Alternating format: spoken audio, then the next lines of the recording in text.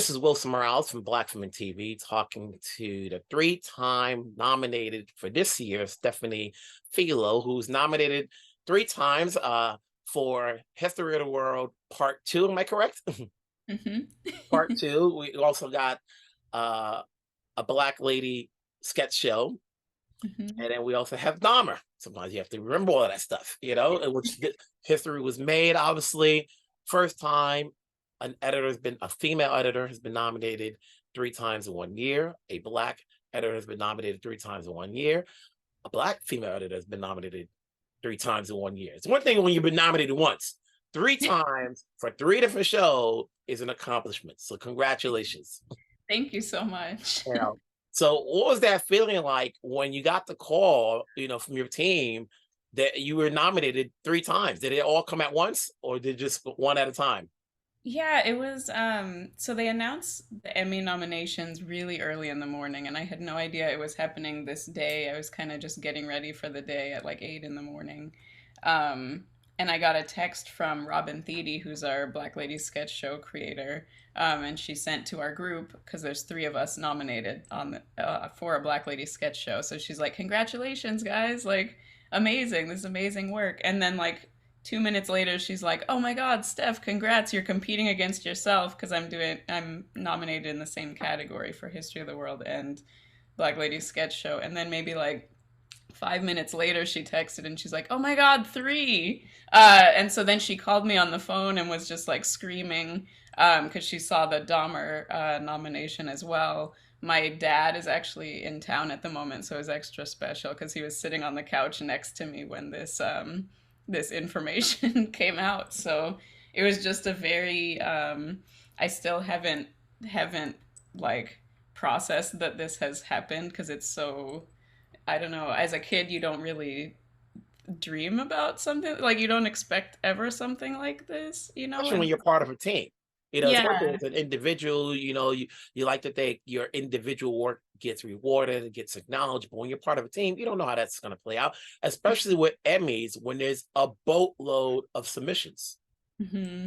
Definitely. So I'm very, I mean, just very humbled and grateful, and it's overwhelming, but like in a good way, and surreal, and just I just very, very Now, of the grateful. shows, because one wonders, how did you have the time to work on all three shows within that given time period? And people don't realize that, you don't know when a show is going to air and so forth. But which came first of the three? So for this year, so Dahmer, I had actually cut, we were working on that 2021 into 2022. And something people don't realize is that at Netflix and at a lot of the streamers, sometimes you will deliver a show and it doesn't come out for several months.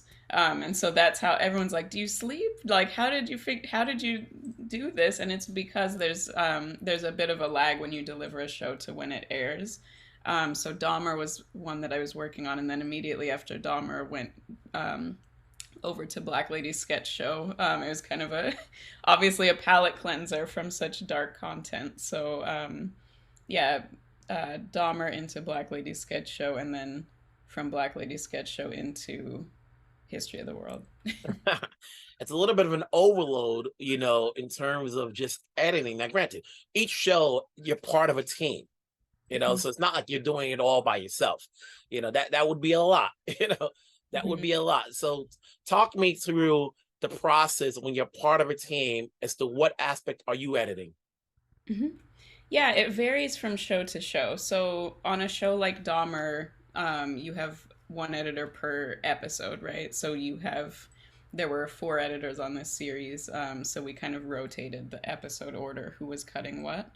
Um, on something like a Black Lady sketch show and History of the World, actually, it's, you have a team and you're kind of just cutting footage as it comes in, right? So we don't always know the episode order as we're cutting it. So we will cut like sketches as they come in and just kind of rotate, the different editors doing them. And on a Black Lady sketch show, what will happen is like we'll do our first editor's cut pass, and then we have a couple days to do director's cut notes on that particular sketch, and then from there we work on notes with Robin and with our executive producers.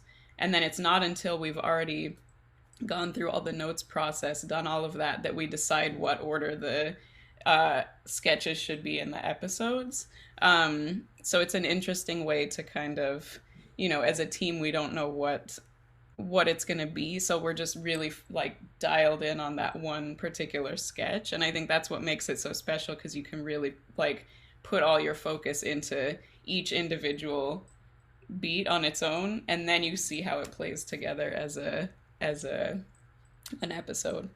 And with a Black Lady sketch show, you had previously won an Emmy working with that team. So was it a little bit of an old hat in terms of like, okay, I don't know if it's the same team again, in terms of the editing process, like you guys know what to do?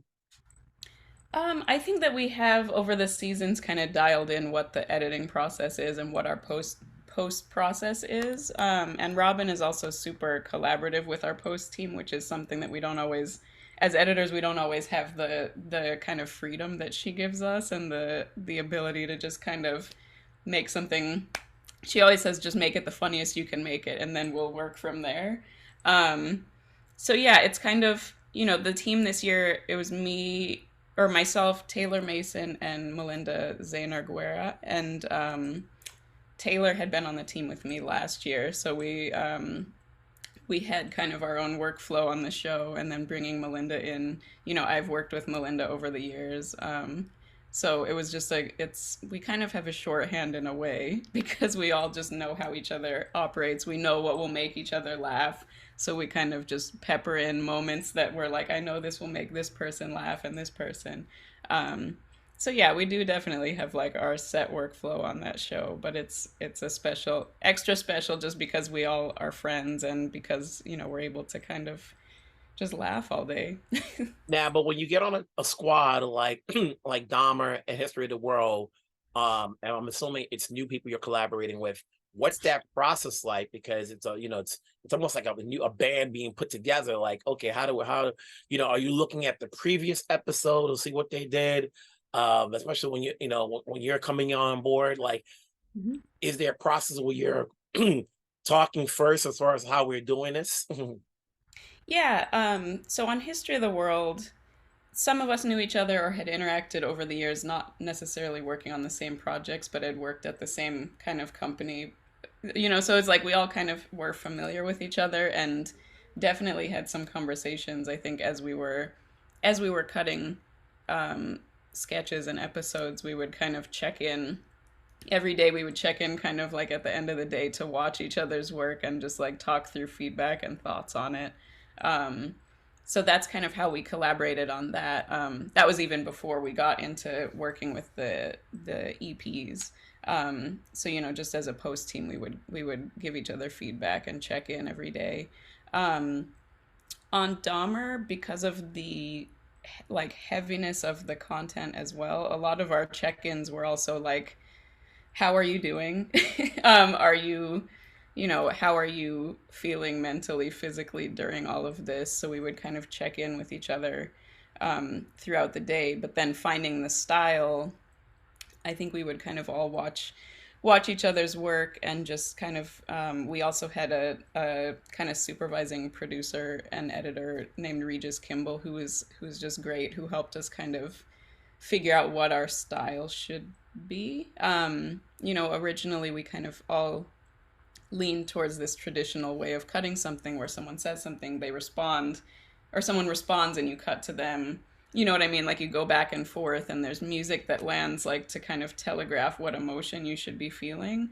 And I think something that all of us were really conscious of was, we didn't want this to feel like something where you felt sympathetic for Jeff, right? He's the villain in this story, and we're trying to highlight this system that has failed so many Black and brown men for years. So really, what we ended up doing, aside from how we started with our traditional kind of editing style, we realized like this needs to be almost dialed back. So you'll notice a lot of the scenes kind of play in like a wide shot, just one really long wide shot where there's no music or anything. You just kind of take objectively from the frame what you will. And that's something that we kind of all dialed in as a team and realized like this is maybe how we should be approaching things. And when we're adding score or temp score, it's like figuring out where it's appropriate to have those moments, um, to make sure that it's not like signaling like, oh, the audience should feel sad here, the audience should feel this. It's more just like somewhere where it felt naturally like it could land. For people who are going to be watching this interview and want to look at you as an inspiration because they're like, oh, okay. Because I'm sure, even though, we're talking first year, there are a lot of people out there. It's just a matter of whether or not they're getting recognition. And it depends on how much show that they're, how much marketing is with the show that they're doing. A lot of times, we're so focused on the actors and the directors and the writers. People don't always think about like who are the editors, who's doing the score and all of that stuff, you know. But for a show, for anybody who's an editor, whether they're black or white, how does one get into those positions to be part of a team? It's obviously one can say, oh, it's based on if you know somebody, but sometimes it's not. Mhm. So when you look at, okay, you've been with a Black Lady sketch show for some time, but then to know that you were nominated for Dahmer and History of the World, no one would think there's a black editor on that squad. Mhm. Yeah, I mean, I think, aside from networking, which obviously, everyone will say, I think it's also a matter of preparedness. Like, no matter what, just practicing our craft. And the best thing we can do, I feel like, as editors is just keep editing. Sometimes it's like watching content, absorbing as much content as we can and seeing like maybe what the trends are, seeing what makes a good edit. Uh, it's really like the minute that opportunity presents itself, you want to be prepared and ready for it. So it's just like a matter of practicing everything. Something I do or try really consciously try to do is bounce between different genres. And that's because I think each genre has like a different way that you approach the edit to it, right? So it's helpful to have a toolkit of like, this is how like a horror movie would be edited, right? And those conventions. And then it's like, this is how a comedy would be edited, or this is how like a drama would be edited. And you can use those conventions in the different genres. And sometimes it kind of like it elevates it in a way that you're like, I never knew like a comedic edit here would work in a dramatic beat, but somehow it does.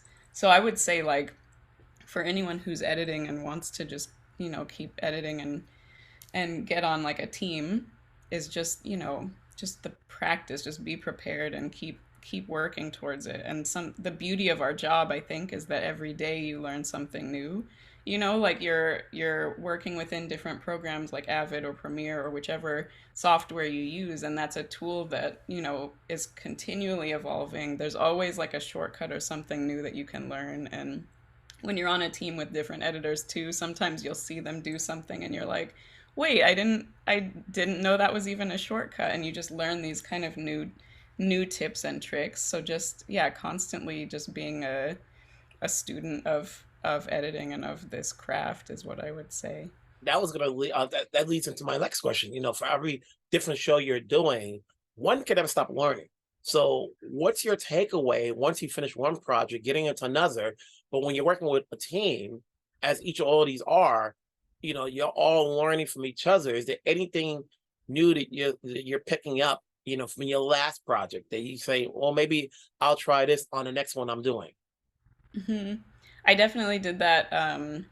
On Dahmer, there were some things that I brought from the prior. It was like a pilot that I had worked on where I'm like, you know what? I had done like this kind of like hard cut into something, and it was really unconventional, but it somehow worked, and I tried to bring kind of these things like that, elements like that, where you're like, maybe there's a way to approach, it worked here, but maybe it would work even better here, or maybe sometimes even unconventional music because as editors we're temping a lot of our music as we're going before it gets to a composer. So it's like just yeah, I feel like I've always kind of brought things from prior projects or things that inspire me that are currently like on TV or in film, or it's always a matter of like like trying to bring that along with you.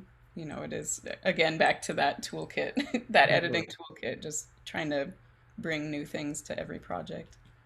And then, as I mentioned earlier when we first started, to be a Black woman in this profession, to be nominated 3 times, what does that do for you? Has even when your previous wins, have you gotten more work or more recognition or more, I guess, projects to be given off once you've won an Emmy? Does the previous Emmy win help you out? Um, it's hard to say if it helps or if it's similar. This, post-production is such a not diverse part of this industry, and so I think it's more a matter of like the visibility being seen and trying to bring people who look like me into this field. And like I don't know if the Emmys have helped with more projects or not. I've been lucky to work with, friends and people who, I just connect with, and projects that I've connected with. But I don't know. I think it's still a challenge, as there's also the tendency to pigeonhole people in our industry. So if someone's like, "Oh, she just worked on a comedy. She's a comedy editor," and don't look at the fact that like I've cut other genres. So I think maybe in some ways, like the Emmy situation helps, but in some ways, there's still that sort of, you know, traditional Hollywood way of like, oh, she just does this or she just does this. And I'm hoping that, this nomination or these nominations are like proof that editors can bounce between different things. Like it's possible for us to do that. And why wouldn't you want an editor who can do a number of different things? I know so many editors who bounce between genres or who are trying to get to that next or jump to a different genre, and they have been kind of again pigeonholed. So I think, I hope that this I hope that this maybe says something bigger and broader about our, post-production world, but also I hope that, hope to just see more people who look like me, period, in post-production. I've known Carolyn Shropshire for a long time, and obviously, and the difficulty of knowing how many Black editors are to do film. It's not always easy. She's been doing it for over 20 years on a lot of projects that we're all aware of. Are you ready to tack on something by yourself? I'm not sure if you've done it already, but are you ready to do like a film or so, where it's all just you? Yeah, I've done a lot of projects by myself. I've actually cut 4 features on my own, and I would definitely, continue to do it. I like, in TV, the aspect of collaborating with a whole team is fun, but on a feature, you're also collaborating with, your director and with your producers. So it's like a different type of collaboration. So I like both, honestly. The thing that really kind of drives me is like just working on cool projects with cool people. That's what I always say, and it's maybe a very Libra response. But I don't know. I just think again, it's great to be able to try all these different things in our post production landscape. So I definitely am down to do anything. Now I know the Emmys just got pushed back to January, including the creative arts, so that's a downer that we have to wait this period of time. But the good thing about it is that, hey, there's enough time now for people to recognize your work, for your team and your PR team to say, hey, she's out there. Let's give her some shine, because sometimes, when there's a lot of people nominated, people always want to talk to the actors and the writers, but considering they can't do it, it's just, hey, next person up, which is why we're talking. It's like, okay, sometimes, I can find myself saying, oh, I don't have time. But hey, we're at this time frame. We all need to work, so like, congratulations on Thank the you. acknowledgments, that you've gotten 3 Emmy nominations 1 year. Hey, just keep it going. What's your next project you're going to be working on? I'm currently working on a Disney project. I have or that one will be coming out next year, I believe. And then I have a movie premiering at TIFF called We Grown Now that's premiering What's the name at of the movie? September. We Grown Now. We Grow Now, huh? It's about, Okay. yeah, it's a coming of age story about two kids in Chicago in the 90s. So it's yeah, It's Okay, a I'll make note of that. I'll be yeah. out there. I don't know if you're going to be coming out there. Yeah, but I will. I'll be Yeah. out there. So hopefully We'll we'll have meet to, up. yeah, we'll have to Congrats. connect. Wherever you're at, obviously stay safe, stay hydrated, and I'll see Thank you when I you. see you. Take care. Thank you so much. You too.